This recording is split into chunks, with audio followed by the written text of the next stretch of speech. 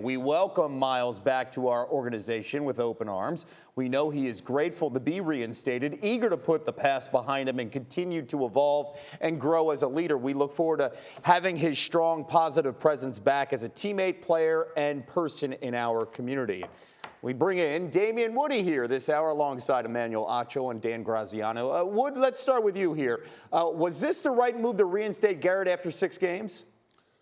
Well, listen, I felt it was a good move. I think when you watch what happened last season, and I was doing the post game coverage of that game with Scott Van Pelt, the first thing I thought about was assault because it was on national television. And I think what the commissioner did was say, you know what? We're going to throw indefinite out there because emotions are running high. And we know that it was a 6-game suspension.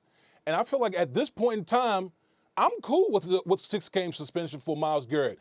It's not like Vontaze Burfict, who has a history of, multiple incidents on the field. That's not Myles Garrett's situation. As bad as it was, I don't see any other precedent that said that Myles Garrett should get more than 6 games, so I'm cool with it. And Graziano, to put this into context, this is the longest suspension that we've seen for just a one-time incident on field. And I think that's what they did. When they made it indefinite, they looked and said, well, at least through the end of this season, which at that point meant 6 games, plus any playoff games that they would have qualified for, though at the time it didn't look like they would, and as we know, they didn't. But I think they said, and then we'll reassess. Is it that much worse than anything we've ever seen? Does he come to us and express contrition, or does it seem like he feels like he did nothing wrong, in which case maybe we do extend the suspension into 2020 to make sure he gets the message. But obviously that's not what happened, and they felt like it was okay to leave it at 6, which, as you mentioned, Laura, is the longest they've ever handed out for a single individual on-field incident. The NFL got it right. 6 games was right. Remember, it was indefinite. So had the Browns found a way to make the playoffs, he also would have been suspended for that. We can also imagine. They did the right thing. To suspend him any longer, to send some sort of fictitious message, that would just be unnecessary. It would be useless. NFL players are not thinking when they're in the heat of the moment, when they're in the heat of battle. They're not thinking, well, if I swing my helmet, I'm going to get 8 instead of 6. That's not how it works. So furthermore, like Woody said, Vontaze Burfict doesn't have some sort of 5, 6, 7-year malicious history. He saw red. You can't do it. The NFL made their statement, and we now get it. But let's talk about some positives, which is what I love Schefter's tweet yesterday. Myles Garrett, he's about to head on a missions trip with NFL Water Boys to provide clean water in East Africa to Tanzania. Let's paint the whole picture. Let's not just talk about the villain, but let's also talk about the heroic acts as well.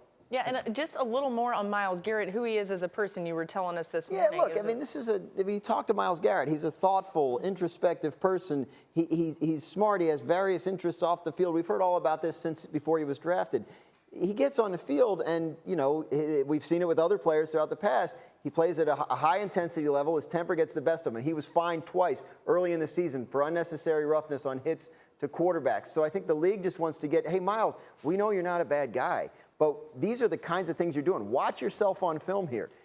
Let's tone it down a little bit and play within the rules. You can still be a great player, and I think the key is for him to get that message. If he doesn't, if more stuff like this happens, the punishment's going to go up. I was going to say, more stuff like that. I mean, that's instinctive stuff that he's doing on the field. If that continues to happen, will the NFL look at him differently on how they penalize him moving forward? And Burfict is the example, right?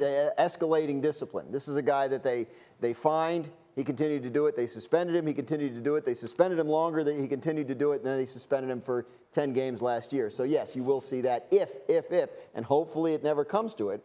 The reverse example is Ndamukong Suh, who once had this meeting with the commissioner, and then everything cleared up after that. So ideally, that's where this goes.